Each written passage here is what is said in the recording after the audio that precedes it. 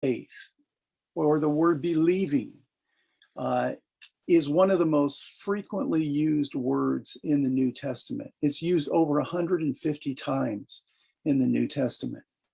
And at times, about 35 times, it's used as a noun, an object, and the rest of the time it's used as a verb, as in to believe in.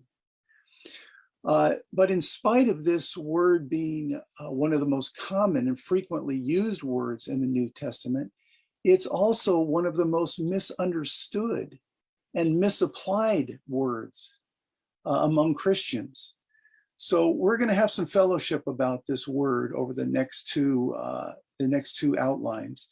And to start with, let's try to dispel some of the mistaken concepts and the misapplication of this word faith and believing.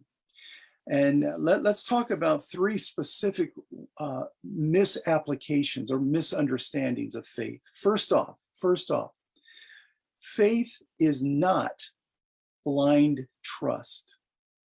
Faith is not blind trust. In the United States, which is where I'm from, on our money, on most of our money, it says, "In God we trust." And now that's a nice sentiment. That's a kind of a religious slogan, you might say, "In God we trust." But many people who use that slogan, "In God we trust," don't know God. They've never seen God. They've never experienced God. But culturally, it fits the natural concept, the religious concept, to say, "In God we trust." Brothers and sisters, this faith is not blind trust in something that you don't know anything about. That's not what faith is. Okay, now number two, faith is not empty hope. Faith is not empty hope. And it's quite common for Christians to confuse faith and hope. They get them mixed up. It's easy for us to get faith and hope mixed up. Hope is something for the future. It's talking about something that's yet to be, yet to happen. But faith is not about the future. Faith is about now.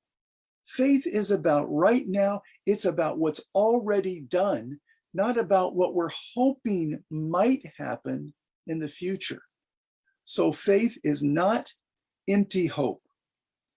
The third misapplication of this word faith is that faith is some kind of a mental agreement or a mental consent about something.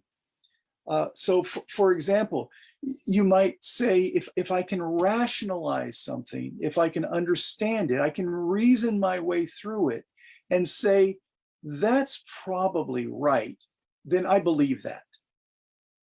Well, that is not faith. That is not faith. Faith is not blind trust. It's not empty hope. And it's not the mental agreement or the mental consent about something. So what is faith? Well, that's what we're going to spend actually the next two meetings getting into, is what is faith? What is this very frequently used term in our Bible, faith? Well, let's start with Roman numeral 1. Let's get right into the outline. Roman numeral 1 says, faith is the substantiation of God's facts. Faith is the substantiation of God's facts. Well, what are God's facts? God's facts are divine facts concerning God that are revealed in his word. Let me just repeat that. God's facts are divine facts concerning God himself, revealed in his word. So what are some facts about God? What are some divine facts about God? First off, let's just say this: God is one. God is the one triune God. He's the one God. He's the only God. He is one God. Okay, how about this? God created. That's a fact. That's a divine fact in the Bible. God created. He created the heavens and the earth. The heavens and the earth didn't come about from a big explosion. God created the heavens and the earth in a very planful way, as we know from the Bible. This is a divine fact revealed in the Bible. Another fact, God is love. God is love. His substance is love. And God loves the world.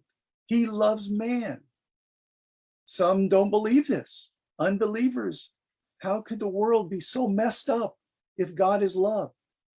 Oh, but the Bible tells us, it reveals to us, God is love. That's a divine fact. The next is that God is on the throne. Our God is on the throne. He is ruling over this earth. He's administrating everything that goes on the earth. Now, an unbeliever may say, no, the world is full of confusion. The world is full of aggression, of war, of death, of famine, so many things. Well, the Bible tells us that God is on the throne. That is a divine fact in the Bible. And what is faith? Faith substantiates these facts. Faith makes these divine facts real to us. This is what faith is. Faith substantiates these divine facts. It's like in my office here, I have a table. And I could tell you about my table. I could tell you what it looks like. I could tell you the color. I could tell you how much it weighs, tell you if it's smooth or rough. I could tell you a lot of things about my table, how big it is. But unless you can substantiate my table, by what? By touching it, by feeling it, by running your fingers across the table, then that table isn't real to you. Faith substantiates the divine facts and makes them real to us. I really appreciate this introduction, this kind of a view of what faith is not and what faith is. Now let's go to the word. In 1a, we have a verse, Hebrews 11:1, which is really a unique verse in that it uniquely gives us a definite definition of faith that's in the Bible. And let me just read it to you. Hebrews 11:1 says, now faith is the substantiation of things hoped for, the conviction of things not seen. The word substantiation means the capacity to make something real. Colors are substantiated by our eyes, sounds by our ears, etc. Thus, it is one thing for objects to exist, and it is another thing for these